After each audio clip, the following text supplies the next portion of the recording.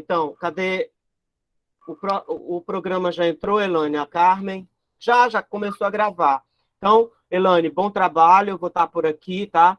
Colegas, obrigado por participar. Depois eu vou tentar mandar o certificado até o final, até sábado, tá? E vamos tentar seguir o tempo para não atrasar a próxima, Elaine. 12 minutos você Tudo avisa bem. para as pessoas irem concluindo, tá? Olha, Maria do Rosário, um prazer recebê-la aqui, tá? E Oi, bom, Carlos, prazer é meu. obrigado, viu? Bom trabalho para vocês. Então, vamos lá iniciar o 10º Seminário Internacional de Literatura e Cultura, 100 anos da Semana de Arte Moderna e seus modernismos. Essa sessão tem como tema Crítica Literária Feminista e Visibilidade da Autoria Feminina Modernista. Eu sou a doutoranda Elaine da Silva Plácido, estarei com vocês aqui durante esse momento, né, para dar início às apresentações. Maria do Rosário Alves Pereira encontra-se na sala já? Sim, estou aqui. Sim. Então, vamos iniciar com o tema Enervadas, de Christian Stemmer, As Mulheres de 1922. Obrigada. Bom, pessoal, bom dia a todas e a todos. Começo parabenizando aí pelo excelente evento, né? Dizer da minha alegria de estar aqui com vocês mais uma vez, né? Aliás. Bom, então a minha fala é intitulada Enervadas, de Crisanteme, As Mulheres de 22, como já foi falado, na qual vou fazer um breve comentário sobre esse livro praticamente desconhecido dos leitores contemporâneos e mesmo da crítica atual, uma vez que a maior parte das obras da escritora Crisanteme encontra-se fora de catálogo, tá? Mas antes, né, de a gente dar início ao comentário sobre essa obra propriamente dito, gostaria de dizer que essa pesquisa se insere numa pesquisa mais ampla, que eu já venho desenvolvendo há algum tempo em alguns grupos de pesquisa, acerca da memória e das lacunas da historiografia canônica, como nós bem sabemos. No que se refere ao modernismo especificamente, tema com o qual trabalhei no meu doutorado, na minha tese de doutorado, né, na epistolografia do Mário de Andrade, com um grupo de escritores e de escritoras mineiras especificamente, foi possível perceber, por meio desta pesquisa e também de outros, né, da pesquisa de outros estudiosos, que o modernismo paulista, ainda que tenha sido o modernismo que se consagrou, que ficou mais conhecido, não foi o único. Então, havia uma multiplicidade de modernismos desenvolvidos em diferentes cidades, em diferentes regiões do país, e com contornos também, por vezes, muito distintos. No que se refere às mulheres, especificamente, nós muitas vezes nos indagamos, mas e as escritoras e a Semana de 22? Onde estavam as escritoras? Como nós bem sabemos, nenhuma escritora participou da Semana de 22. E mesmo no que se refere às artistas, foram poucas, né? Aqui eu trago um comentário de Gênese Andrade, na sua apresentação de uma obra que tem sido bastante celebrada neste ano, Modernismos, 1922-2022, que nos ajuda a esclarecer um pouco acerca deste ponto, quando ela coloca o seguinte: ainda maior é a ausência da reflexão sobre a literatura escrita por mulheres na bibliografia do período, ou seja, do período modernista, ali entre as décadas de 1920 e 1940, mais especificamente, pois elas eram presença forte nas revistas de variedades e nas publicações das principais casas editoriais, mas não nas revistas de vanguarda. Então, essa fala, ela é digna de nota aqui para nós.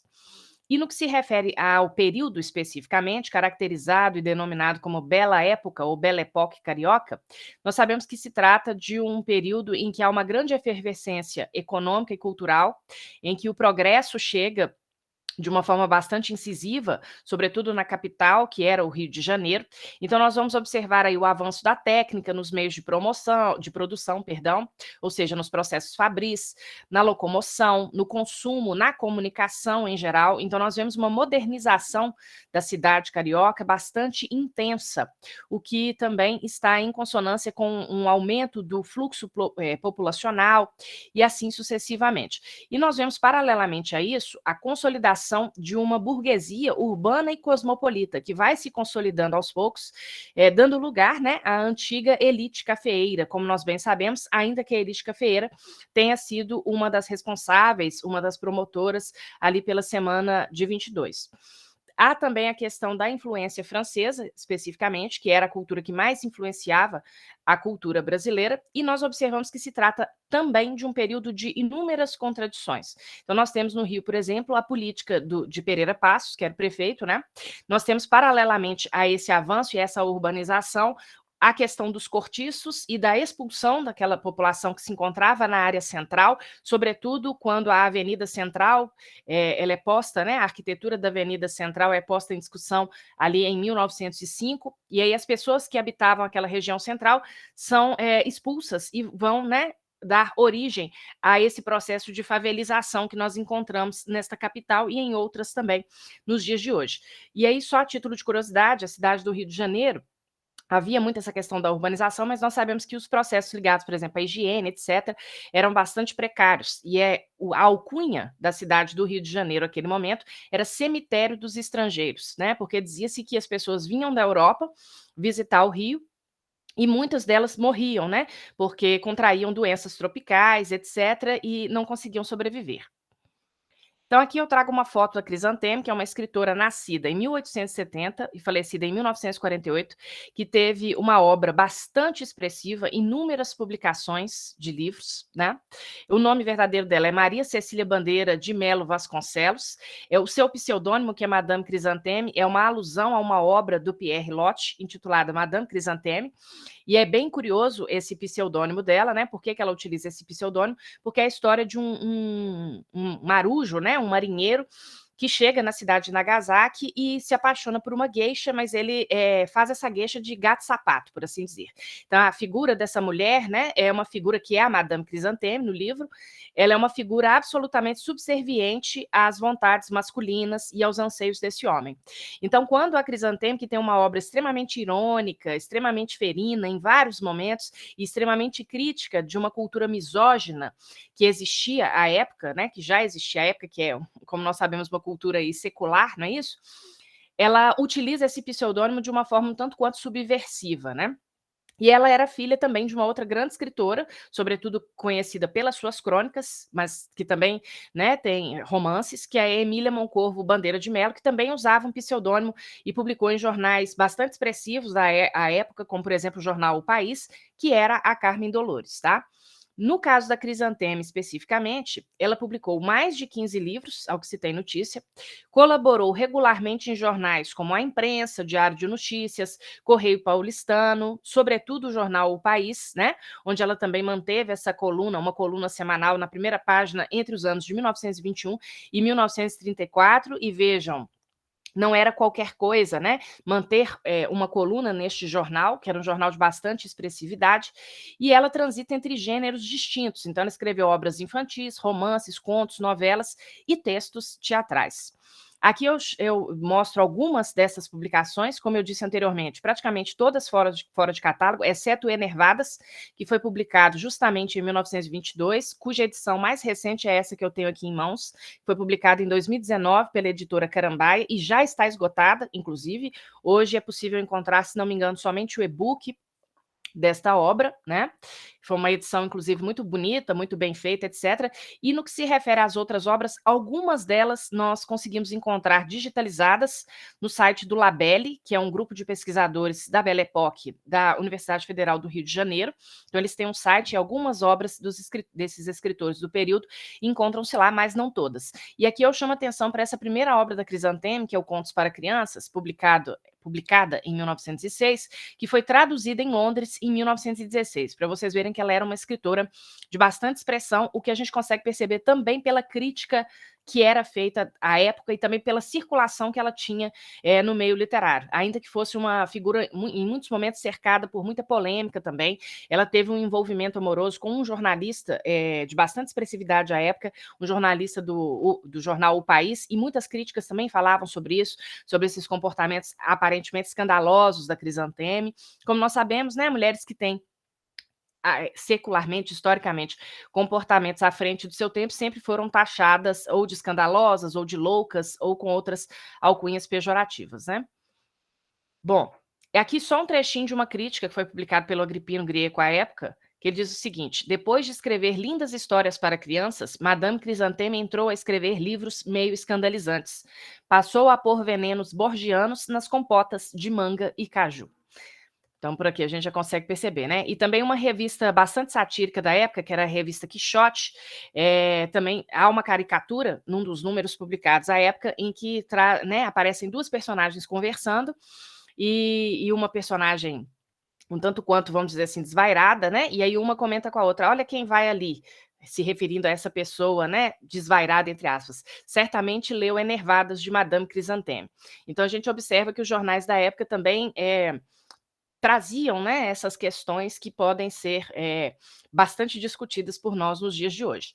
No que se refere ao Enervadas, especificamente, nós vemos ali uma coleção de mulheres modernas, né? Vejam, não modernistas, mas mulheres modernas que tinham uma outra proposta, mulheres pouco convencionais, mal comportadas aos olhos daquela sociedade, com esses comportamentos ditos escandalosos, como, por exemplo, a protagonista deste livro, né, que é a Lúcia, a protagonista de Enervadas. É um livro narrado em primeira pessoa. Ela traz à tônica a discussão da separação, por exemplo. Então, na primeira parte do livro, ela é casada, mas ela está infeliz com aquele casamento, e aí ela se separa. E aí esse se separar, claro que não é legalmente, né? Porque isso só seria instituído muito tempo depois. Então essa questão da fuga dos padrões, né? Da fuga também à heteronormatividade. Nós temos, dentre as amigas de Lúcia ali, uma coleção de figuras bastante interessantes também, como Maria Helena, que é uma lésbica, Laura, que é uma mulher aparentemente promíscua, né? Assim, que se relaciona com vários homens, né? Ela é tida como promíscua, né? Nós temos uma cocainômana, que é Madalena Fragoso, e aí nós temos que nos lembrar de que somente, se não me engano, a partir de 22 ou 24 que começa uma campanha para que a cocaína se tornasse uma droga ilícita, né? Nas primeiras décadas, a cocaína ela era vendida livremente nas farmácias, então não é de se estranhar também a presença dessa figura, dessa personagem no livro da Crisanteme. E aqui eu trago um trechinho só para contextualizar, quando ela recebe o diagnóstico médico, logo nas primeiras páginas do livro, o diagnóstico de ser uma enervada, que nós poderíamos ler igual a uma histérica, né? Minha senhora, declarou-me ele, ou seja, o médico, depois de me ter fixado longamente com um olhar estranho que luzia através dos vidros redondos do seu pincenê de tartaruga. O que a transtorna assim tão profundamente, a faz rir, andar e chorar sem motivo, o que a impele a amar e a odiar, o que a impulsiona hoje para o bem e amanhã para o mal, o que a obriga a procurar sempre novas sensações e frequentes emoções, o que a torna, enfim, senhora de uma alma complicada e ansiosa, é que a minha deliciosa cliente é uma enervada.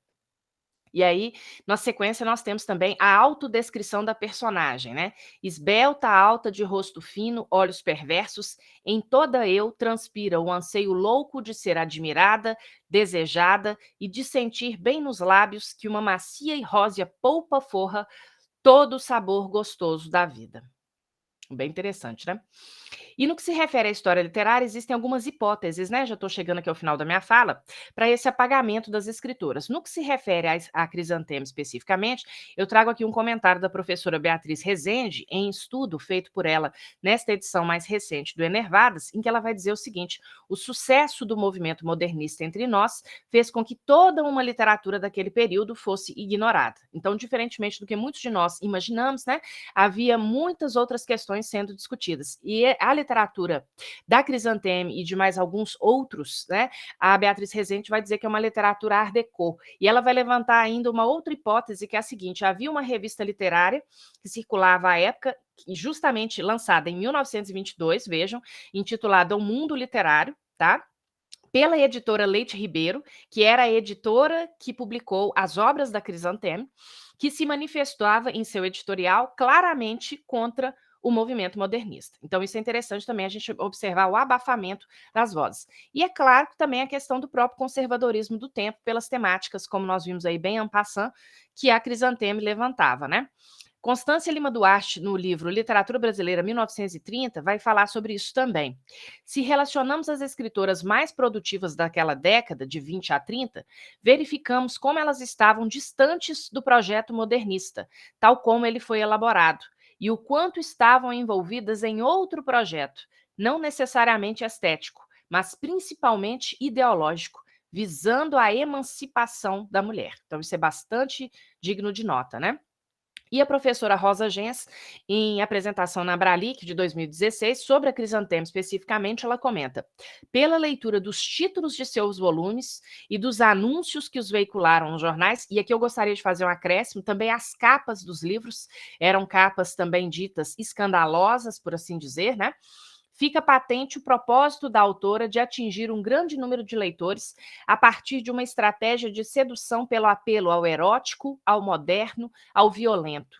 A autora celebra o feminino, mostra-o e desnuda-o, através de representações vigorosas, que compõem um leque de possibilidades de entendimento de mulheres à beira do moderno, mas ainda vagando à margem de uma consciência de seu papel enquanto mulheres. E ela faz esse comentário porque na segunda parte do romance Enervadas, a gente observa a protagonista Lúcia se adequando aos moldes que eram esperados das mulheres naquela época. Então, se ela é muito subversiva na primeira parte do livro, na segunda parte ela arruma um outro companheiro, e aí, nas palavras, né, num diálogo entre os dois no romance, ele vai dizer, inclusive, que vai curá-la desta doença, ou seja, do fato de ela ser enervada.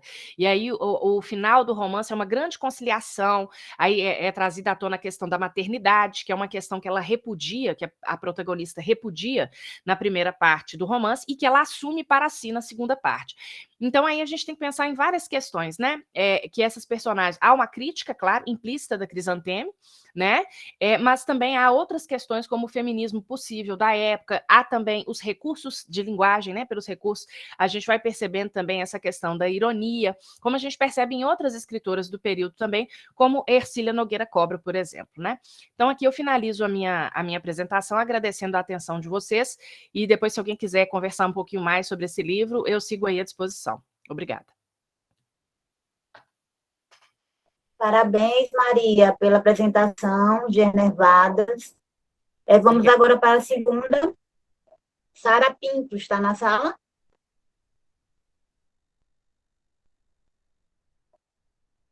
Eu acho que não, né? Sara Pinto. Contribuições antropofágicas. Então, vamos passar para Maristela Rodrigues. Está por aí, Olá, Maristela? bom dia. Estou, Bom Elaine. dia. Então, vamos lá. Patrícia Galvão, Para Além do Mito. É isso? Bom dia a todos e a todas. Eu falo do extremo sul da Bahia, sou doutoranda pela Universidade Federal do Espírito Santo e vou exibir aqui uns slides para orientar minha fala.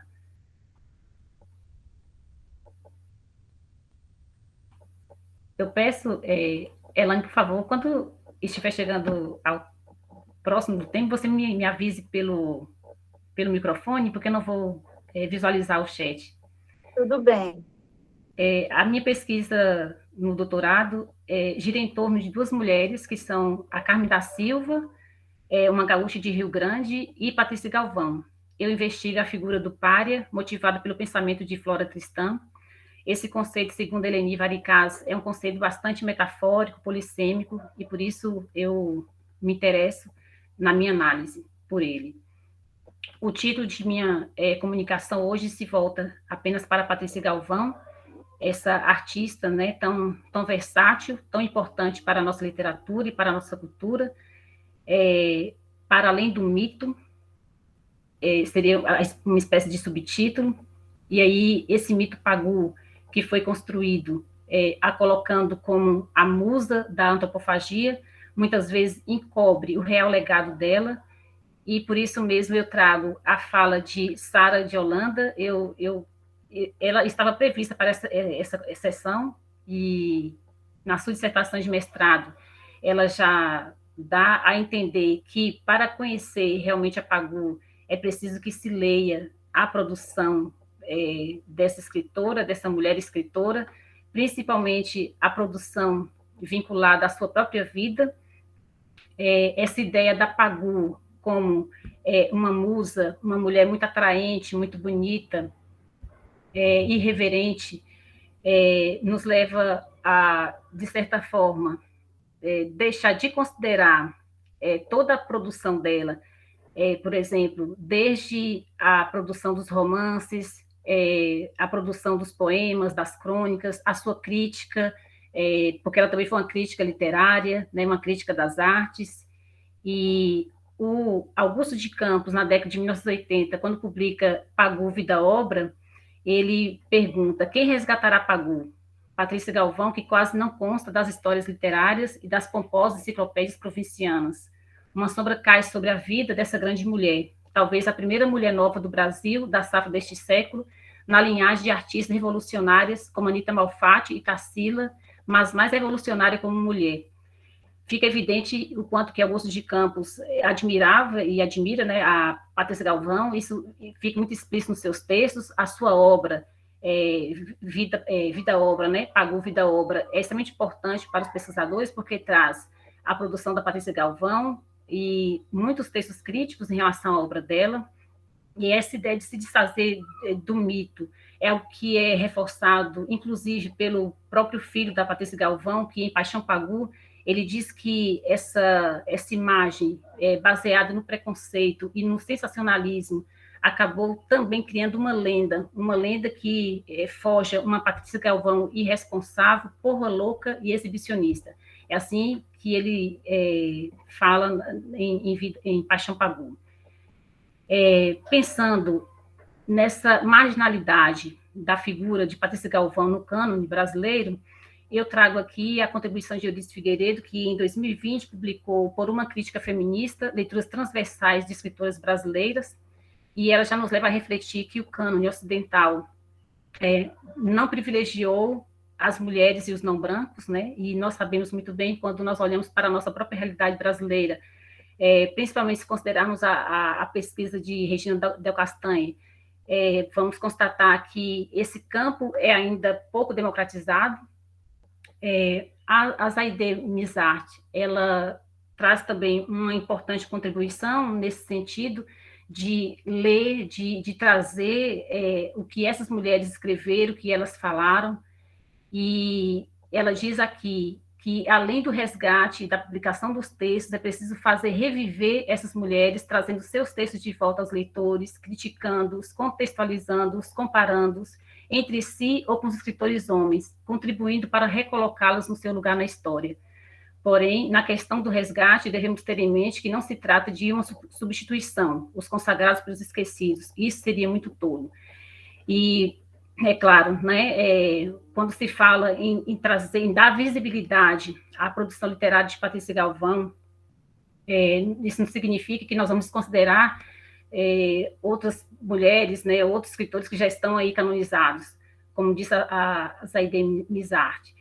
É importante pensar nessa participação da Patrícia Galvão dentro desse modernismo brasileiro, a partir da questão da antropofagia, quando se pensa nessa Pagu, a musa da antropofagia, mas a Patrícia Galvão, ela vai muito mais além dessa ideia mitificada, né?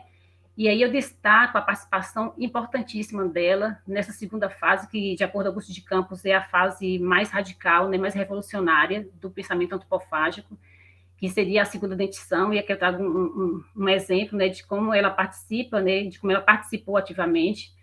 E eu quero lembrar também o livro da Beatriz Azevedo, que escreve o livro Antropofagia, Palimpseste Selvagem, e nos faz pensar realmente nesse conceito, a partir da leitura que ela faz do Manifesto Antropófago, do Oswald de Andrade, e quando esse livro dela é publicado, se percebe, né, nas manchetes a importância que ele tem, e é nele que, dentre tantas coisas importantes que ela diz, ela vai mencionar que a antropofagia é, sobretudo, uma devoração crítica da realidade, o que condiz muito com Pagu.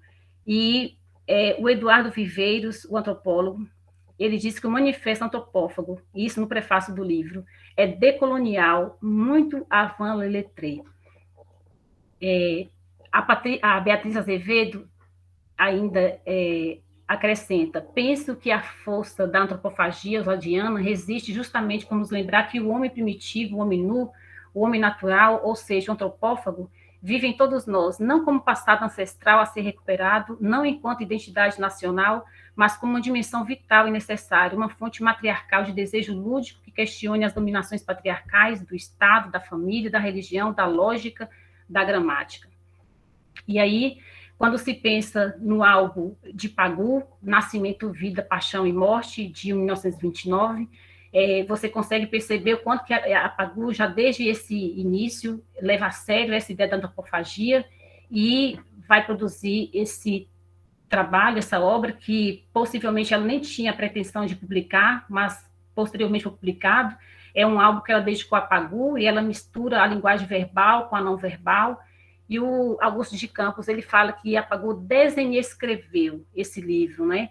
Que é uma vida vivida na construção de uma história em quadrinhos, autobiofagia, uma ideia muito interessante que, inclusive, alguns pesquisadores já estão substituindo essa ideia da autobiofagia, pensando na autobiografia e na autoficção, por exemplo.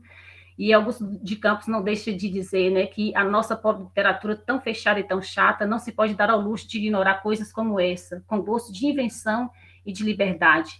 E aí o tempo é muito curto, mas eu gostaria só de mostrar essa ideia de como a Patrícia Galvão procura aplicar o conceito da antropofagia numa obra em que mistura diferentes linguagens, né, indo do não verbal para o verbal, e como esse conceito da antropofagia não poderia, e pelo visto era a pretensão realmente de não ficar circunscrita apenas a uma fase, como se fosse um aspecto de uma determinada escola, é importante pensar como que ele deveria ter sido, deveria ter continuado adiante, isso pelo menos no pensamento do próprio Oswald de Andrade.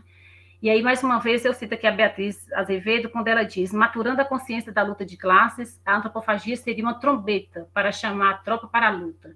Mas a tese de Oswald confirmou-se. Os princípios rebeldes que inspiraram a Semana de Arte Moderna de 22, em pouco tempo já estavam adormecidos. Quase ninguém atendeu aos chamados da antropofagia oswaldiana, que naquele momento, né, deveria ir muito mais além, mas a Patrícia Galvão, sim, ela vai à luta, e naquela fase de militância política, ela escreve Parque Industrial, e eu quero lembrar aqui o pensamento da Flora Tristã, quando em União Operária ela diz: mulheres escritoras, poetas, artistas, escrevam para instruir o povo e que a união seja o texto de seus cantos. Para dizer que a emancipação do operário não poderia estar desvinculada da emancipação das mulheres. E quando Patrícia Galvão escreve Parque Industrial, por mais que nós tenhamos esse teor altamente político na obra, ela também tinha ela demonstra um projeto estético, né? E você consegue visualizar e perceber nessa produção literária essa preocupação antropofágica. Eu cito aqui a Thelma Guedes, porque condiz muito com a minha percepção também em relação à obra. Segundo a pesquisadora, Parque Industrial é um texto profundamente poético, apesar de extremamente agressivo e ostensivamente combativo. Nele, o compromisso com a realidade e com a atitude política revolucionária constrói uma sólida premissa de engajamento que subordina a matéria literária. A escrita do Parque Industrial de Pagu, ao desenhar uma atitude narrativa e, em essência, autoral, de aproximação, identificação e defesa da classe proletária, marca também uma posição fortemente estética, na medida em que é notório seu investimento no trabalho de elaboração narrativa, não acomodado, experimental e, pode-se dizer, também revolucionário, já que visa a ruptura com o que está estabelecido como norma por uma classe social para promover uma transformação objetiva dos modos de narrar. E eu finalizo a minha fala evocando aqui as palavras da Patrícia Galvão, quando ela defende a liberdade que o artista, o escritor, deve ter nesse âmbito da literatura. Haja pedras no chão, haja areais ardentes, ou venha a neve siberiana fazer adormecer a sementeira. O escritor revolucionário vai longe, muito mais longe às vezes do que ele mesmo possa pensar que está andando. Pioneiro e solitário no mundo de sua criação. Muito obrigada.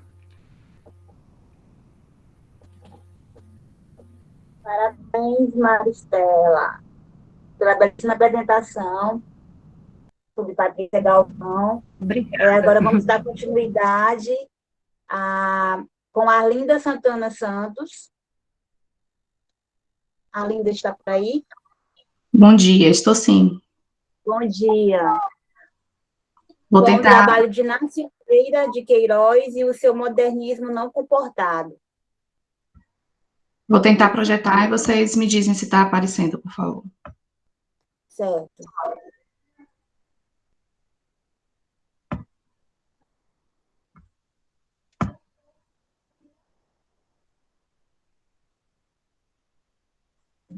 Tá aparecendo? Porque eu perdi aqui agora, não consigo ver vocês. Ainda não.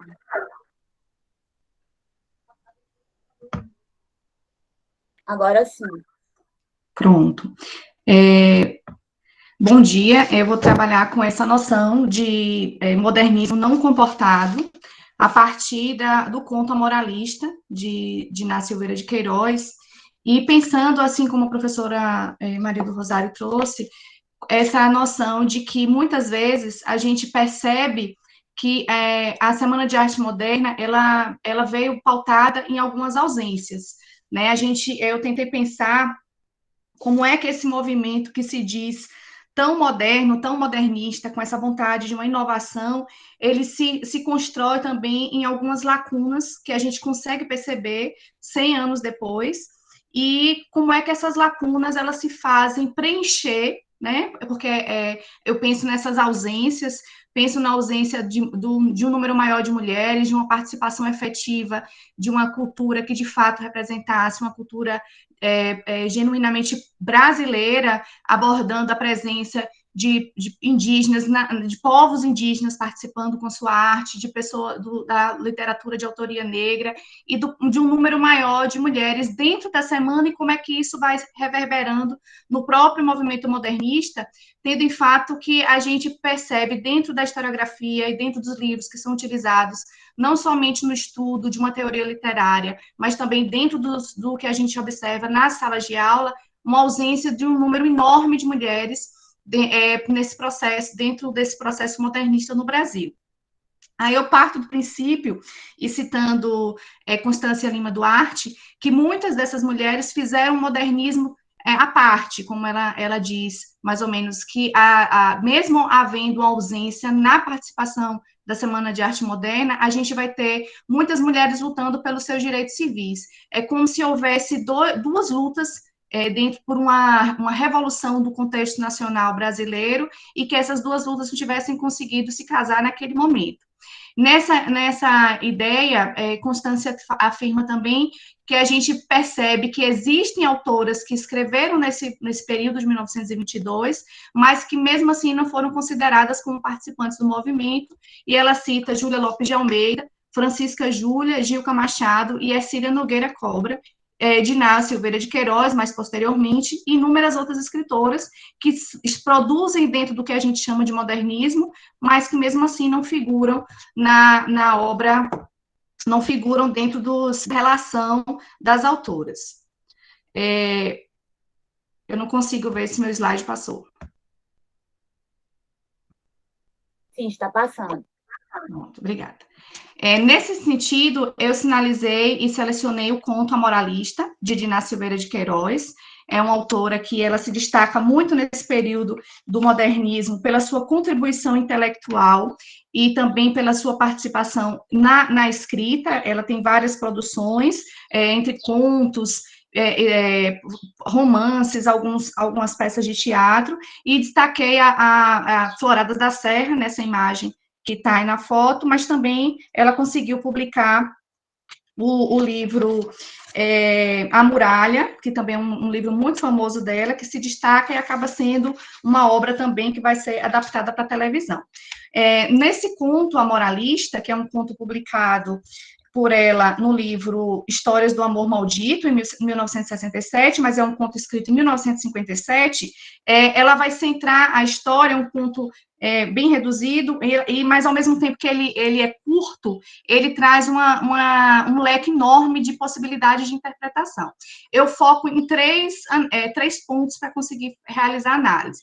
O primeiro é essa ideia de que o texto é narrado em primeira pessoa. A gente tem a filha, que narra a história, um período da história de sua infância, e esse olhar que essa filha constrói sobre a sua infância é um olhar de rancor, um rancor que é direcionado principalmente à sua mãe, a quem não é nomeada, e que seria a figura da moralista que conduz toda a cidade de La Terra, para um viés de como é que ela pode aconselhar e moralizar aquelas pessoas.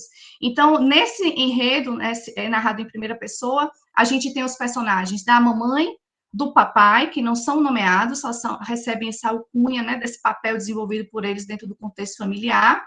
a gente tem essa filha, que é uma narradora, que não consegue se firmar enquanto sujeito nessa casa, que é uma casa da memória, que é um conceito que eu trago de Elódia Xavier, uma casa de infância, mas ela não consegue se firmar enquanto sujeito nessa casa, e ela vai desenvolvendo a sua narrativa sobre esse lugar do incômodo de viver à sombra dessa mãe que domina todo o contexto familiar. A gente tem também a cidade La Terra e os moradores como personagens importantes para o desenvolvimento da história, já que toda a história gira em torno da vontade de um discurso moralizante da cidade e das pessoas que fazem parte dessa cidade. Aí nós temos o último personagem a ser introduzido no conto, que é um rapaz apresentado como um viciado, que vem trazer uma quebra nesse discurso moralizante. Eu criei um foco de análise que, na verdade, à medida que eu fui fazendo o trabalho, eu fui descobrindo novos enfoques e acabei pensando inicialmente em trabalhar somente com esse olhar da filha, né, que é essa filha que percebe uma casa que não a acolhe, mas eu consegui adotar 3 olhares no desenvolvimento do trabalho. Então, eu primeiro faço essa questão da narradora em primeira pessoa, depois eu trago a questão da mãe que vê seu corpo anulado, sexualmente anulado, subjetivamente anulado, sob a alcunha da maternidade, uma maternidade aproximada ao ideal mariano, mas quando eu me deparo com essa aparente questão que estaria centrada entre mãe e filha, e esse ocupar também do lugar do público e do privado, eu vejo uma nova inserção, a partir da figura do rapaz, que é uma possibilidade de uma relação homoafetiva para além da heteronormatividade entre a mãe, que é a moralista, e esse rapaz que acaba entrando nessa história. É um conto muito aberto, né? Realmente ele rompe com as estruturas daquilo que estava sendo esperado para o contexto. A gente está falando aí na primeira metade do século XX, a gente pensa uma sociedade brasileira centrada na figura da maternidade, ainda como esse lugar da pureza e da doação para a vida materna, que é o que a gente percebe que a mãe aparenta tentar fazer, mas, ao mesmo tempo, essa mulher deixa de ocupar somente o reino do lar, ela deixa de ser somente a rainha do lar e passa a ser uma figura centralizadora de todo o discurso moralizante de uma cidade. Então, ela cria como se fosse uma religião matriarcal, é ela que é orientadora espiritual, é ela que é como se fosse uma espécie de messias daquela cidade, e as pessoas giram em torno dela, a própria família passa a girar em torno dela, daquela mulher que, ao mesmo tempo que se mostra como santa, a gente percebe nuances de uma sexualidade, de uma potência sexual no corpo, que é apresentada pela filha como um corpo erotizado, porém uma erotização mais contida, porque ela apenas fala do pescoço, apenas fala de um corpo sempre úmido, sempre bonito, sempre atraente, e que toma todos os olhares do pai. Nessa figura centrada na mulher, que se mostra, como eu disse, rainha do lar, é ela que vai fazer uma ponte dessa família com o contexto do público. O pai é um comerciante, passa o dia atendendo as pessoas no seu comércio, mas é a mulher que vai para a rua fazer essa posição de ligação entre o público e o privado daquela família. E ao se instaurar essa relação de poder que ela tem sobre a orientação, sobre o aconselhamento da sociedade, ela cria para si um lugar de poder que acaba conflitando com o lugar de poder que as mulheres procuravam nesse momento da década de 1950, quando a gente pensa numa afirmação da luta feminina no contexto brasileiro, pelo voto, pelo direito do voto, pelo direito à emancipação, pelo direito à liberdade sexual, e essa mulher, a mamãe, a moralista, que é um direito a falar sobre, principalmente, esse aconselhamento voltado para uma educação mais tradicionalista, para uma sociedade mais centrada nos valores patriarcais. A gente tem essa figura dúbia, o texto, ao longo dele, a gente percebe muitas lacunas de dubiedade, eu acredito que intencionais por parte de Diná Silveira de Queiroz, e dá uma possibilidade enorme de interpretações. E nessa cristalização que a gente percebe da vontade de de uma perfeição, de uma vontade de um discurso moralista, quase que santificado nessa mulher, insere a figura do rapaz, que é um jovem, aparentemente com um comportamento tido como homoerótico, realmente sofre inúmeros comentários preconceituosos por parte da população de Inglaterra e por parte da própria narradora, e nessa vontade de moralização, a gente percebe um primeiro tratamento do que hoje é um tema chamado de cura gay. A autora, não acredito que nesse momento da história a gente não tinha essa prática criminosa, mas há uma vontade de se curar esse corpo que tem comportamentos e tem movimentos que são fora daquilo que se determina pela heteronormatividade, mas ao mesmo tempo que a moralista age sobre esse corpo com a vontade de dominá-lo e domesticá-lo, ela também se encanta. E a gente tem a construção na narrativa de um possível envolvimento entre a moralista e o rapaz. Mas esse movimento, e eu retomo até uma fala da professora Maria do Rosário, quando ela diz que essa ideia do curar, né, essa vontade de curar o corpo do rapaz, essa vontade de manter ele dentro daquilo que é esperado para um exercício da masculinidade, ele rompe quando há esse envolvimento entre eles, fica subentendido que eles têm esse envolvimento, e a gente percebe que isso causa um choque tão grande dentro do contexto social, que já não é possível a sua vida, né? Então, é muito forte a necessidade de acabar com a vida daquele corpo, né? Então, há no final do conto, um reverso. A gente percebe uma morte que não é só uma morte física, mas também uma morte simbólica do corpo do rapaz, e como isso instaura dentro daquela sociedade que representa a sociedade brasileira da década de 1950, um acalmar das pulsões sexuais, das pulsões vitais daquelas pessoas. Então, é um conto realmente muito transgressor. Acredito que essa escrita transgressora, ela tenha causado um incômodo enorme dentro do contexto social.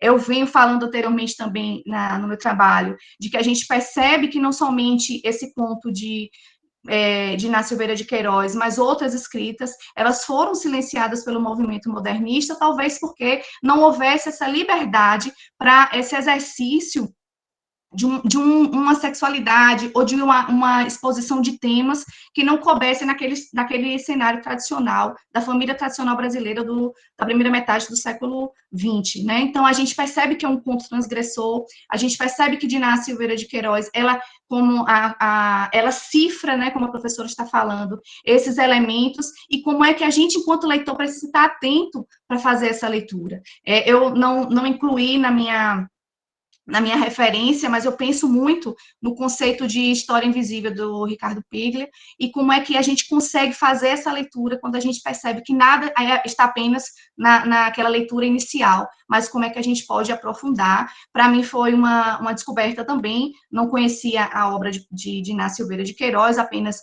nas nomeações nas figurações que a gente percebe nos trabalhos feitos pelo resgate dessas escritoras do século XIX e do início do século XX, e realmente foi um encantamento que eu tive, foi uma oportunidade maravilhosa de poder fazer essa leitura. Eu espero que o texto seja depois publicado, para que a gente consiga partilhar mais. Eu agradeço, aí eu acredito que já tenha finalizado o meu tempo, e é isso.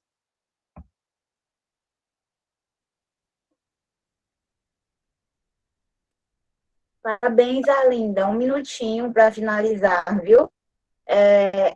Muito instigante essa sua pesquisa. Agora nós vamos para Ana Paula Barbosa Andrade. Daí, Ana Paula.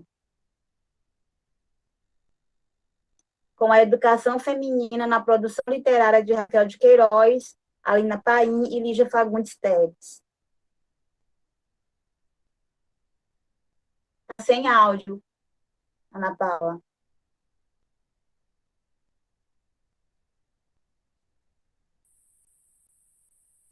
Sem áudio, eu não estou ouvindo ainda.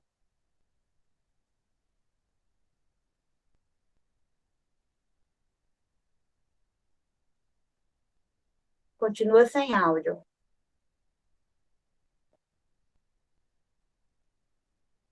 Na tela do computador, clica no microfone.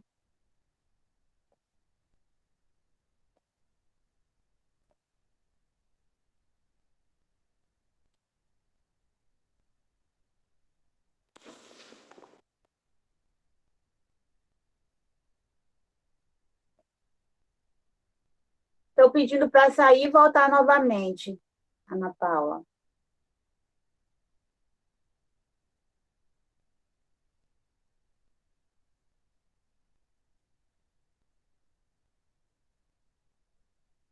Vamos aguardar a volta da Ana Paula para ver se dá certo, né?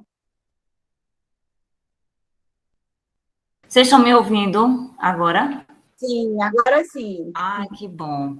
Então, deixa eu apresentar aqui a tela. Pronto, eu sou professora de português, de línguas, aqui da rede estadual, e eu fiz o meu mestrado na UFES, em letras, em que eu trabalhei a Helena Paim, mas eu trabalhei um outro romance de Helena Paim. Eu me dedico aos estudos de Helena Paim, que é uma escritora sergipana, e tento comparar essas escrituras com outras escrituras também do seu tempo, que é uma comparação entre as obras de escritoras brasileiras de renome nacional, como Raquel de Queiroz e Lígia Fagundes Telles, com a própria obra da Helena Paim.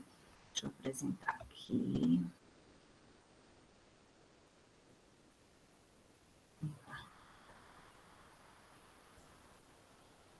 Vocês estão vendo?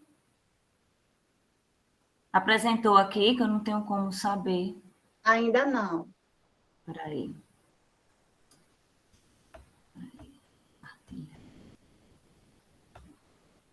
E agora? Agora está aparecendo já. Okay.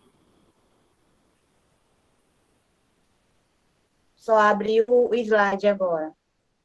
Já abri o slide, eu não estou vendo aqui, aí é por isso que eu estou... Ainda não abriu o slide, tem que abrir. Ah, sim, deixa eu mostrar aqui. Eu acho que é a internet aqui em casa que está dando esses problemas. Ai. Já está compartilhado, só abrir o slide no computador. Já está? Já. Já? Só falta abrir Já o tá slide. Já está Não, o você slide? tem que abrir Não. o slide. Pronto, e Pronto. agora? Sim, agora tem que botar no início, está no final. Tá certo, peraí. Pronto. Bom, estão todos me ouvindo assim? Estão vendo? Está compartilhada a tela? Sim, sim. Então, gente, o tema o título dessa minha apresentação, né, que vai se transformar no artigo sobre a questão da educação feminina na produção literária de Raquel de Queiroz. Aqui são as obras: As Três Marias, de Raquel de Queiroz, de 1939. A Estrada da Liberdade, são duas obras de Helena Paim. A primeira delas é a Estrada da Liberdade, que deu início, em que ela entrou como escritora, que foi nesse ano de 1944, ela tinha por volta de 24 anos. E Ciranda de Pedra, de Lígia Fagundes Telles. Desse romance de Ciranda de Pedra, nós vamos só na parte que há a parte em que Virgínia entra no colégio de interno de freiras, e uma parte também dos depoimentos de uma personagem, que é a Luciana, que é praticamente esquecida na obra, que é empregada durante a infância de Virgínia, que é a personagem principal. E o Cine e a Rosa, de 1965, né, de que a Helena Paim, ela dá vida à personagem Catarina, e que a Catarina, ela revive, né, as lembranças dela convivendo com as freiras, em que ela é órfã, e que ela vai falar sobre os castigos em que sofreu, né? E Estrada da Liberdade também, a Helena Paim, a Marina, a personagem Marina, ela também rememora essas lembranças do tempo da infância em que viviam no Colégio Interno de Freiras, né? Tanto a obra Estrada da Liberdade, O Cine e a Rosa, e a própria obra de Raquel de Queiroz, nós podemos dizer que são obras autobiográficas, porque a Raquel de Queiroz vai falar do tempo em que entrou no Colégio Interno de Freiras, que é lá em Fortaleza, E a Lena Paim também. Ela também vai falar em Estrada da Liberdade, só que em Salvador, né? A convivência, né?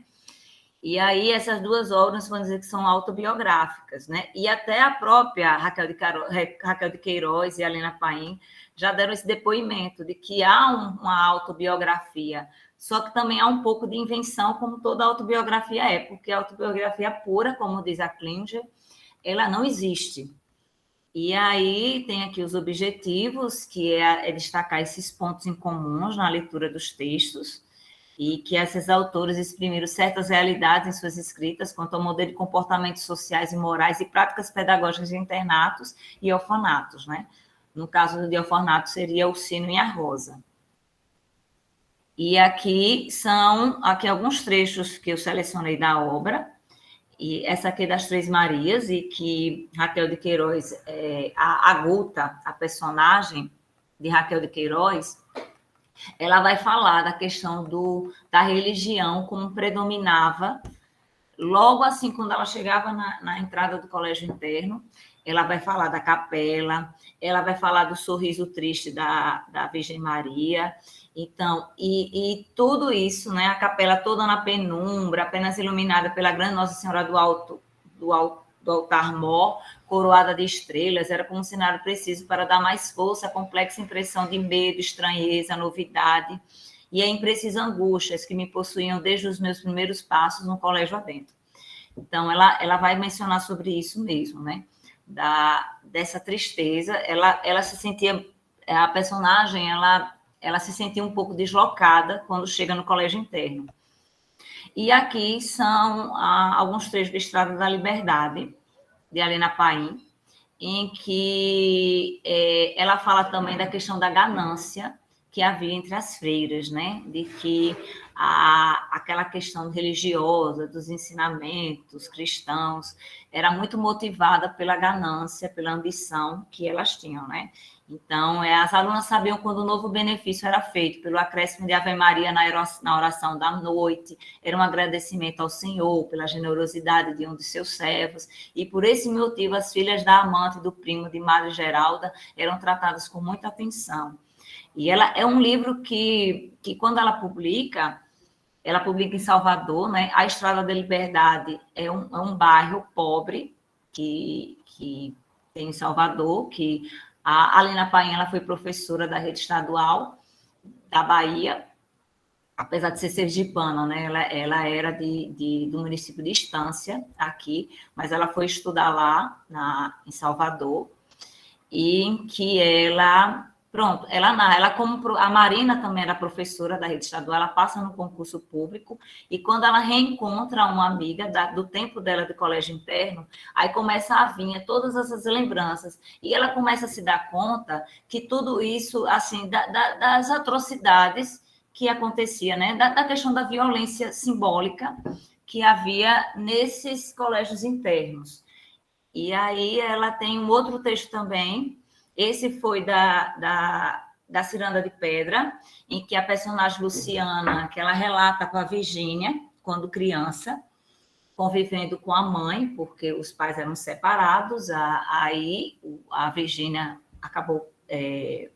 os pais não, ela não sabia que o pai e a mãe, que o homem que a mãe vivia era o verdadeiro pai dela. Ela achava que era um homem, o Valtécio, que era o rico, que era o pai das duas irmãs dela. Então, ela começa a dizer, né, que como era o convívio entre as freiras para a própria Virgínia. Então, ela diz, minha irmã estava doente na enfermaria. Tirei a carne para ela, mas a madre viu. Como castigo, fiquei sem almoço e fechada lá na torre da capela. Fiquei agachada debaixo do sino a tarde toda, a noite toda. Esqueceram que eu estava lá. No começo tive muito medo. A noite estava escura e eu não podia enxergar nada. Só a boca do sino aberta em cima de mim, como se fosse me engolir. E depois ela lê que ela relata para Virgínia sobre o que aconteceu com a irmã dela também, que a irmã dela não aguentou a ficar muito tempo no sino, e aí ela relata, minha irmã morreu em um sábado de aleluia, era mais delicada do que eu, não é? No Sino e a Rosa, a a Lina Paim também cita esse fato, né?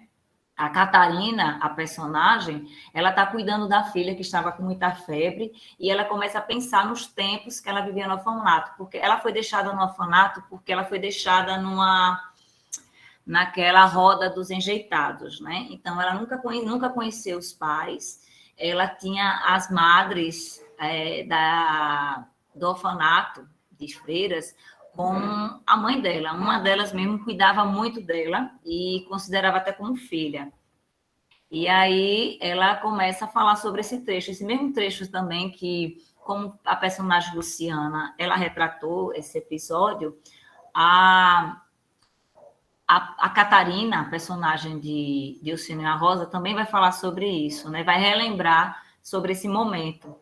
20 anos passados, na Revolta Pendura. Que direito tinha a freira de agir como agiu, né? A freira agiu porque ela foi questionar, foi numa arguição, e ela foi questionar um dos princípios religiosos da Bíblia, e aí a freira deixou de castigo. Ela teve que passar muitas horas no sino, né? 40 horas sob o sino, até que a freira, ela só saiu dali porque a freira achou que ela fosse morrer, e confessou de que pediu desculpas à própria Catarina. E temos aqui também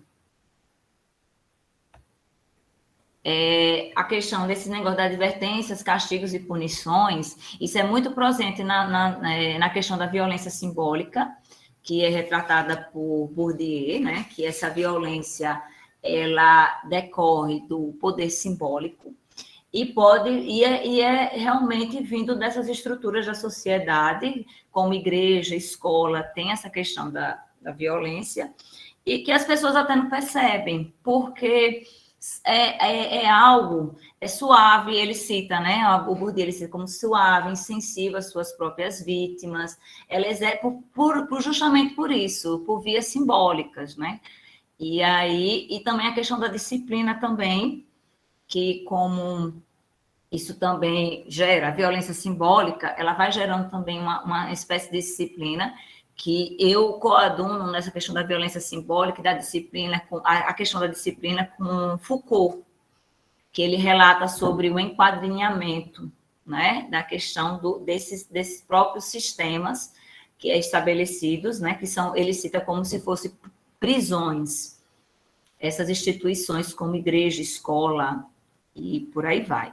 Advertências, os castigos, as expulsões. O que eu mais verifiquei é que os castigos, as expulsões eram mais dadas às pessoas, porque nessa questão de freiras, de conventos, de colégios internos, nesses colégios internos haviam 2 tipos de alunas, que eram as alunas que eram consideradas do governo, e as alunas que eram pagantes, né, que poderiam pagar. E as expulsões era sempre, se houvesse esse encontro que não poderia haver, entre as pagantes e as alunas do governo, que elas só se reencontravam mesmo na hora da reza, como a Raquel de Queiroz, ela cita na obra As Três Marias, né, adulta, ela relata sobre isso.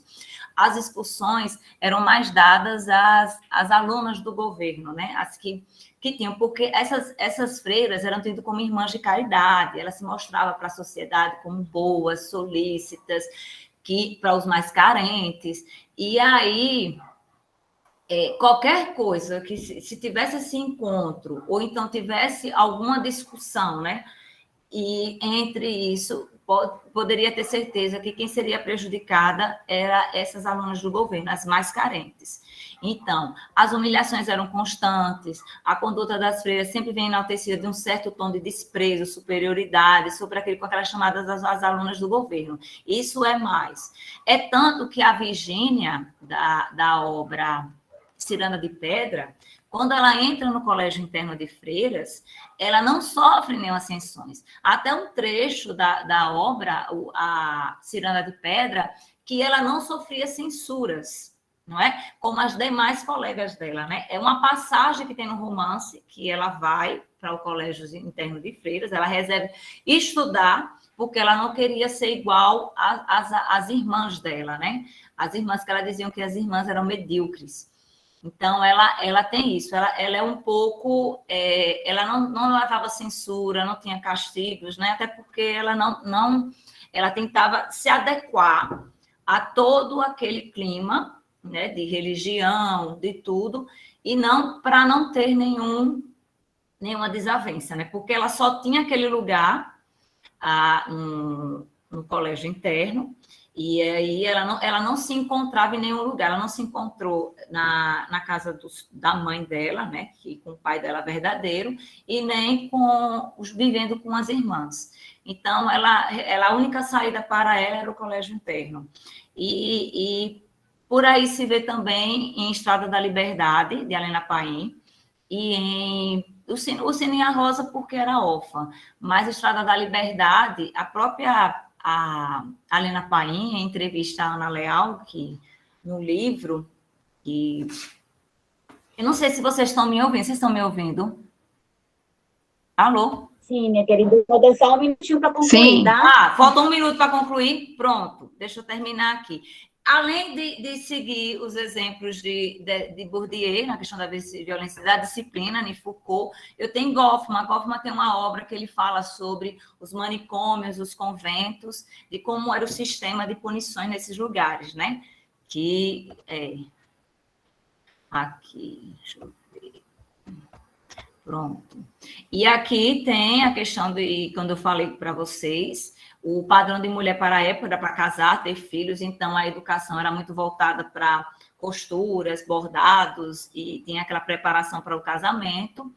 E os conventos também seriam para resolver problemas de mulheres desviantes. Nós teremos depoimentos também de como eram a vida das freiras, né, antes do convento, então tinha esse lado.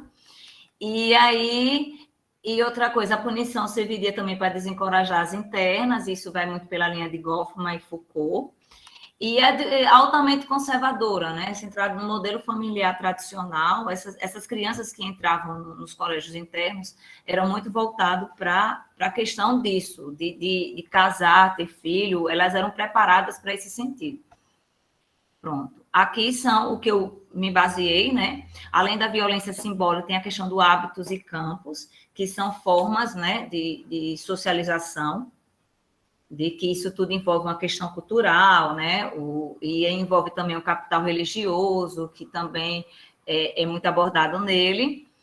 E pronto, as personagens, entendendo como eram tratadas a educação feminina nos tempos de internatos, essas práticas pedagógicas de extrema vigilância e punição, às vezes o total controle sobre os corpos e as mentes das internas e externas também, haviam também as externas, em as Três Maria, que elas passavam o dia na escola e iriam para casa, né, que eram mais as alunas que...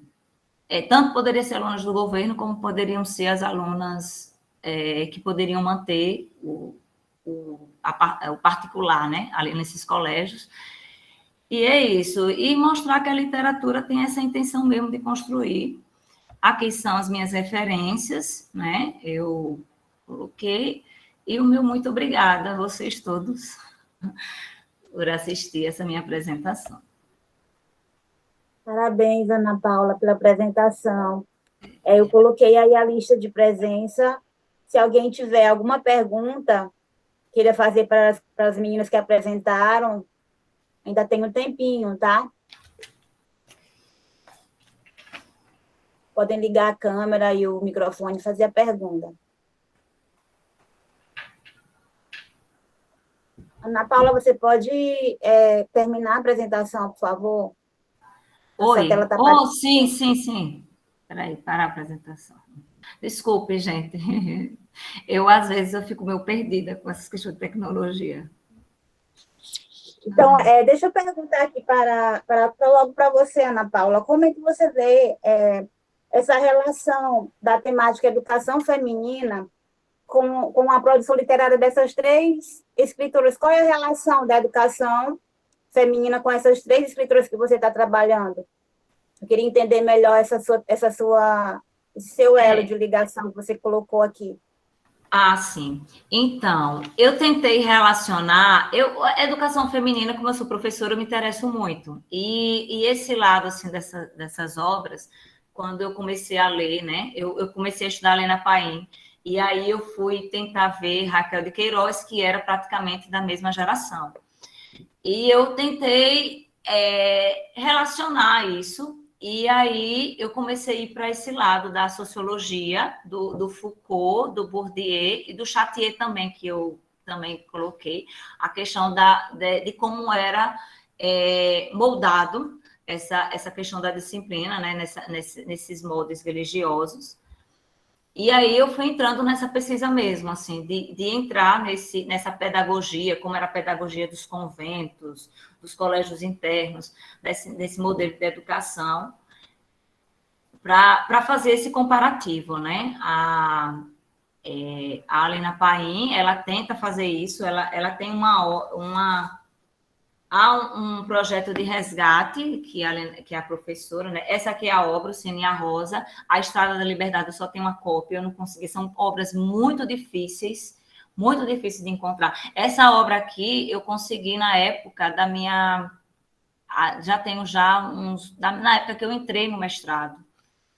E são obras, assim, muito escassas. E tem esse livro aqui, que eu produzi junto com com outros orientandos de Ana Leal, que foi minha orientadora, que nós fizemos uma publicação em artigos, e tem essa questão de resgate da narrativa, que é também escrito pela professora Ana Leal, que isso aqui também ressalta a entrevista de Helena Paim. Então, eu tentei me basear nisso, na questão. Eu fui lendo as obras e eu fui encontrando algo que era em comum, que poderia fazer essa comparação, né? Eu gosto muito da Lígia Fagundes Telles. Eu comecei a reler a obra e eu via que essa parte, assim, era muito esquecida, dessa parte do colégio interno, que a Virgínia, a personagem principal, vai para o colégio interno. E também, assim, uma personagem também muito apagada na obra, que é a questão da empregada, a Luciana, né? Assim, as pessoas, assim, eu nunca vi ninguém falar sobre a personagem Luciana, e também da vivência de Virgínia no colégio interno. Eu não sei se eu respondi sua pergunta, porque eu tenho uma mania, assim, de viajar, sabe? Entendi sim. Parabéns pela pesquisa. A lista eu já postei, vou colocar de novo aqui a lista do Forms, tá? Para vocês poderem... Você colocou a de hoje, né? É a de hoje.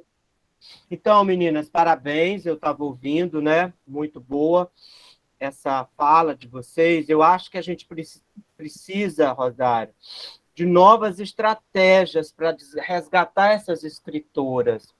Eu não sei se chamar, Enervadas, né, o título do seu trabalho. Eu, particularmente, acho que não é legal. Enervada era para aquele pessoal problemático. Hoje você tem que colocar como heroínas, mulheres... É o título do livro dela, né, na verdade. Hoje você precisa apresentá-la como a salvadora da pátria, o futuro da nação. E como fazer isso, né, Arlinda? Arlinda que leu também, né? Tá tão boa a apresentação, Arlinda. Esse diálogo com essas escritoras, né? Você estava falando da Raquel, não, era da... Diná Silveira de Queiroz. Essa Diná, né? Como a Diná também é silenciada. Então, assim, como vocês vão salvar esse nosso passado, meninas? Vamos matar ou vamos fazer outras estratégias? Rosário e depois Arlindo. Eu achei que era um comentário, é uma pergunta. Agora que eu entendi que era uma pergunta.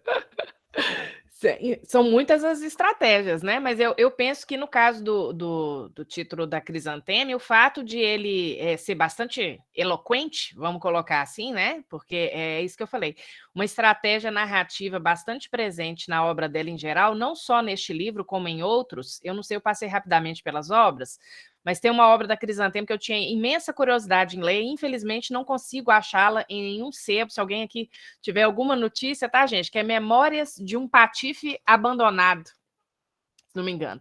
Então, assim, os títulos dela são muito interessantes, né? E são muito irônicos. Então, assim, eles já são por si só chamativos, né? Mas eu penso que hoje uma grande estratégia para a gente dar visibilidade realmente a essas autoras está na questão editorial, né, Carlos?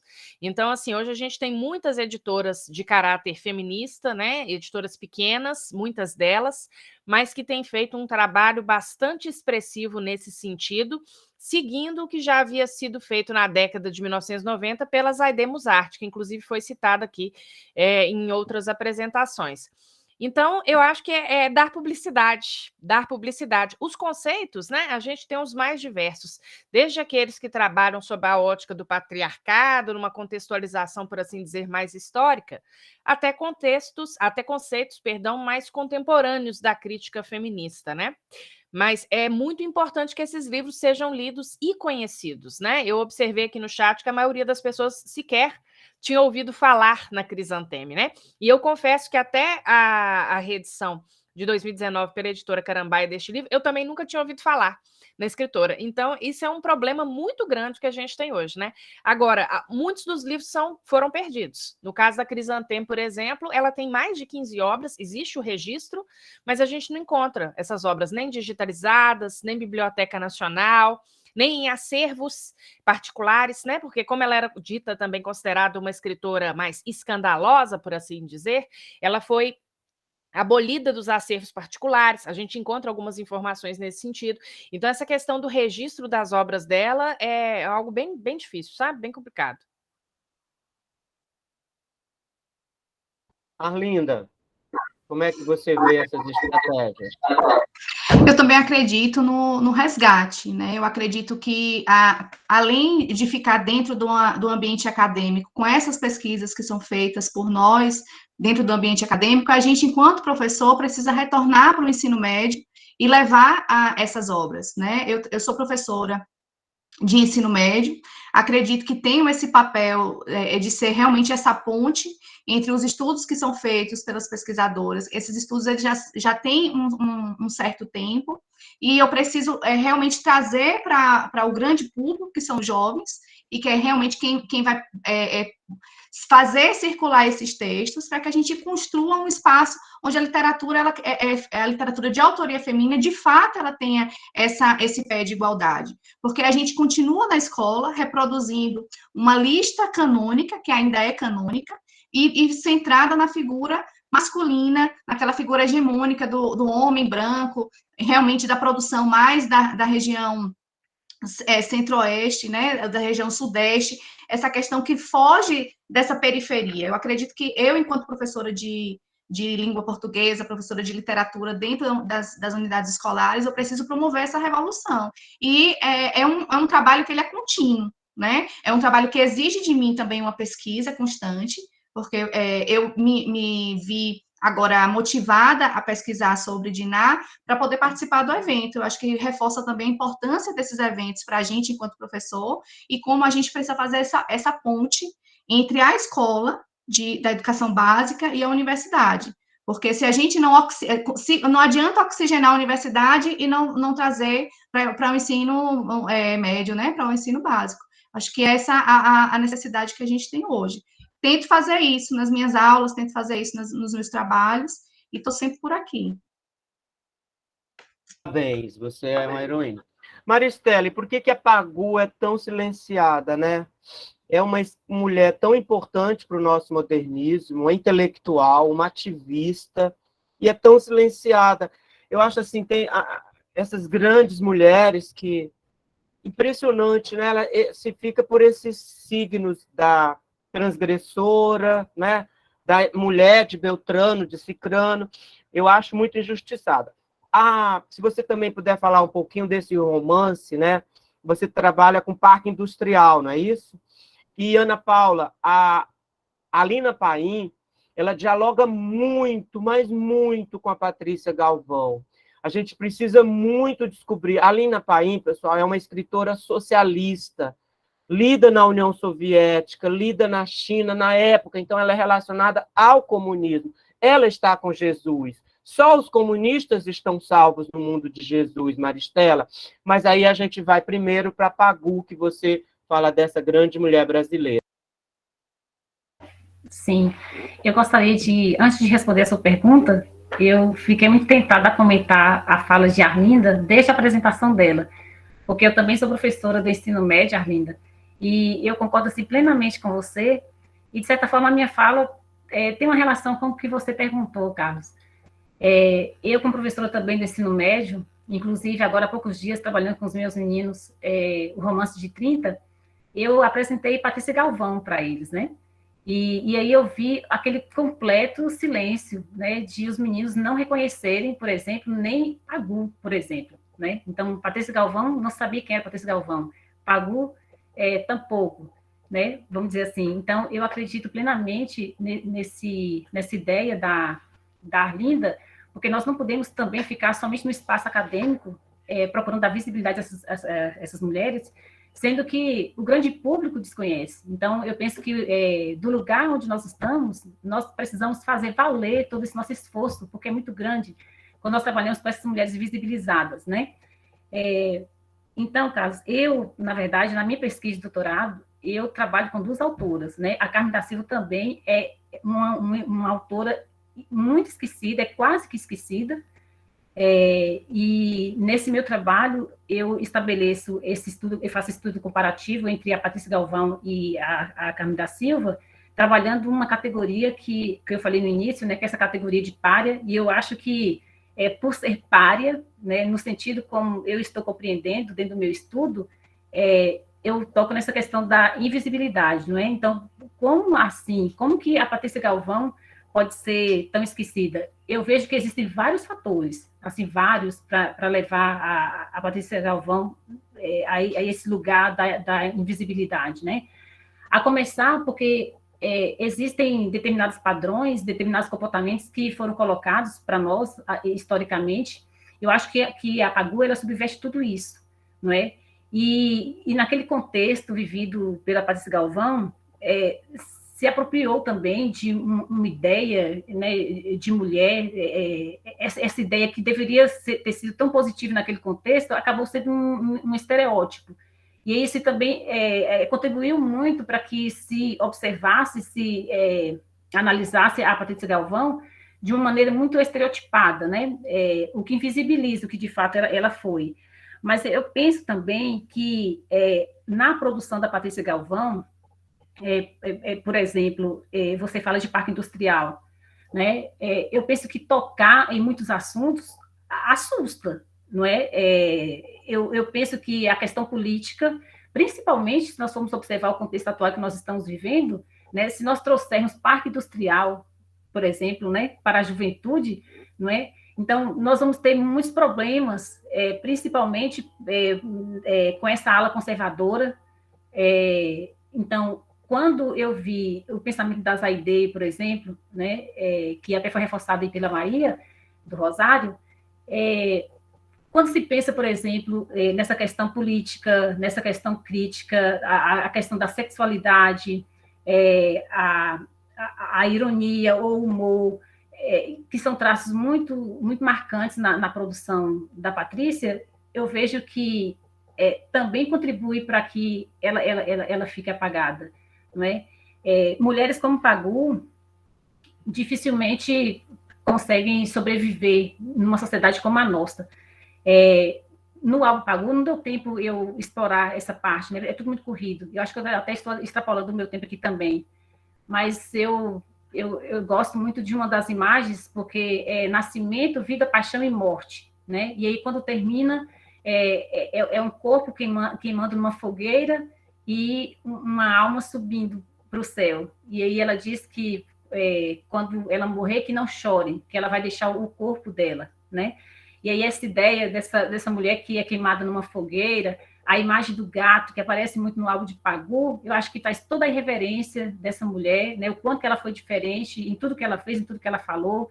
E aí eu acho que isso contribui muito para invisibilizar, né? Eu acho que Patrícia Galvão, daqui 100 anos, ela ainda continua sendo invisibilizada, muita gente não vai querer falar de Pagu, não vai querer trazer Pagu, mas aí está o nosso compromisso de dar, vamos dizer assim, uma visibilidade nessa mulher bruxa. Ela é uma intelectual que nós precisamos revisitar suas ideias políticas, suas ideias feministas, e, claro, não precisamos concordar com tudo, mas a produção dela, a articulação estética com o político, pode ser melhor relida. Mesmo os marxistas no Brasil, eles não olham para essas obras, é impressionante, né, Maria do Rosário? Elas ficam num segundo plano, que eu fico me perguntando por que os especialistas marxistas silenciam determinadas autoras que foram companheiras do grupo de 30. A Lina Paim está nesse grupo, né? A Patrícia Galvão um pouco antes, mas elas, né, são contemporâneas em alguns momentos, Maristela. Então, eu vejo muito mais essa questão. E tem essa outra questão da sexualidade, pessoal, que eu acho que a gente precisa entrar pelo viés do que elas também aprenderam. Existiram mulheres na Europa que fizeram isso, outras... Então, elas não estão sozinhas, sabe? Essas questões estéticas, sexuais, de ruptura, está na Catherine Mansfield, está na Virginia Woolf, está na Judith Teixeira, em Portugal, está em outras escritoras francesas de vanguarda. Então, a gente fica assim... É um aprendizado, e não é só a Patrícia Galvão. São diversas mulheres do entre-século, e no nosso caso, do início do século, que foram fundamentais para romper essas barreiras. Nós não estaríamos debatendo o feminismo como a gente debate hoje, dos anos 70 para cá, se não houvesse essa geração de intelectuais, viu, Maristela? Eu acho que falta também incorporar a Patrícia Galvão nesse debate das sexualidades nossas, dessas rupturas que ela fez, e não como estereótipo, mas como uma visão, né, de uma sociedade mais democrática e menos preconceituosa. Concordo com você. Esse silenciamento é uma estratégia conservadora do nosso país. Não adianta a gente dizer que é agora que o país ficou, que não é. A literatura modernista, se você acompanha passo a passo, você vai ver o quanto o conservadorismo nos cerca, gente. Lígia Fagundes Telles, Alina Paim, Cecília Meirelles, a própria Clarice e tantas outras, né, Maria do Rosário? Elas tentam o tempo todo se livrar desse conservador. Algumas com experiências estéticas melhores e outras, como eles criticam, né, experiências estéticas menos aplaudidas, né? Mas eu acho que são tão importantes quanto. Ana Paula, querida, diga que o nosso tempo está quase lá. Carlos, não, o que você falou, a questão que Pagu dialoga muito com a Lina Paim, isso é verdade, né? E a questão da exclusão dessa mulher, né? Que essa mulher militante, né? Porque a Pagu era uma militante política, a Lina Paim, ela é militante, ela era afiliada ao Partido Comunista. E algumas obras, né? Mais tarde, é uma pena que ela depois, né, na década de 60, ela foi desviando muito esse sentido, mas ela tem outras obras, A Hora Próxima, O Sol do Meio-Dia, que O Sol do Meio-Dia é de uma militante política do próprio Partido Comunista Brasileiro. E o seguinte, eu não sei, eu acho que é a Arlinda que ensino médio português, que falou de Pagu, e que, assim, é muito pouco que se fala em Pagu. Eu também trabalho com português no ensino médio e eu estou sofrendo muito com esse novo ensino médio, porque são 3 aulas de português. E é muito pouco para você falar de feminismo, assim, de você entrar na própria parte de literatura de uma geração que passou 2 anos numa pandemia. É mais difícil ainda, porque não dá para abordar tantos conteúdos, né? Então, na escola foram distribuídos esse livro aqui, eu não sei se vocês têm, Extraordinárias Mulheres e que Revolucionaram o Brasil, e cita muito pouco Pagu, só 2, 3 páginas falam de cada uma dessas mulheres que consideradas importantes, né? Que revolucionaram, são pessoas assim que fizeram uma história. Anísia Floresta está aí, Ana Paula? Tá. Então, Anísia Floresta é o nosso antepassado mais glorioso. Tá, sim. Tem a Dandara também, que é mas a Anísia Floresta, tá? Anita Garibaldi, há várias mulheres aqui, né? A Anise da Silveira, que é junguiana. Então, aí eu estou tentando colocar esse livro. Agora, é uma geração que muito pouco lê, muito pouco. E o que eles mais me cobram, por incrível que pareça, é gramática. É regra gramatical, é de querer saber escrever, reaprender, porque passaram esse tempo todo. E para entrar no ensino da literatura, que o que eu mais gosto é a literatura, fica difícil. Então, esse foi o livro que É um foi, desafio, é um desafio, viu, Ana Paula? Muito, totalmente Meninas, desafiador. vocês têm mais alguma pergunta, uma para outra? Então, é muito bacana, espero que vocês consigam elaborar o texto, né? A gente consiga divulgar mais os trabalhos. Quem está aqui na sala, eu ainda dou um minutinho para vocês falarem, né, Elane? Quem quer fazer uma pergunta, um comentário, nós somos pessoas boas ainda, viu, gente?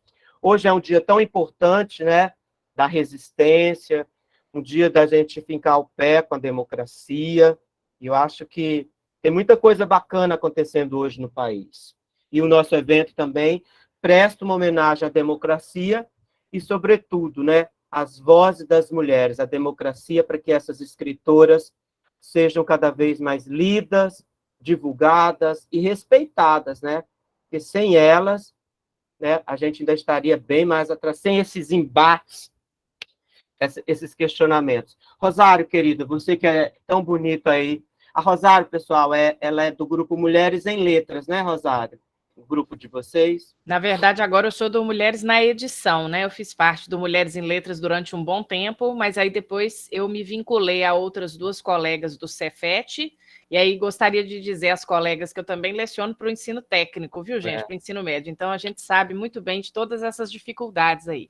E aí, com outras duas colegas, nós fundamos esse grupo, né? Que agora está fazendo aniversário nesse mês, né? Faz 3 anos, que é o Mulheres na Edição. Rosário, vai ou não vai levar mulher e literatura para o Cefet? Todas nós queremos saber. Nós estamos tentando, viu? Estamos tentando vencer aí as barreiras logísticas, burocráticas, quem sabe? Vamos ver, estamos bem, torcendo pessoal, para que sim, todos né? nós vamos nos encontrar em Belo Horizonte, no maior evento de todos. Tomara, né? Tomara que a gente consiga sediar. O 9º evento da Mulher e Literatura, viu? Queridas, muito, muito obrigado. A gente vai para outra sala, né? Agora. E um prazer estar com vocês. Conheço a maioria. Maristela, um prazer em conhecê-la. Continue com a Pagu, tá bom? Um abraço. Prazer foi meu. Obrigada, Carlos. Obrigado. Obrigada, Obrigada, gente. Obrigada, Um abraço. professor. Até mais. Obrigada.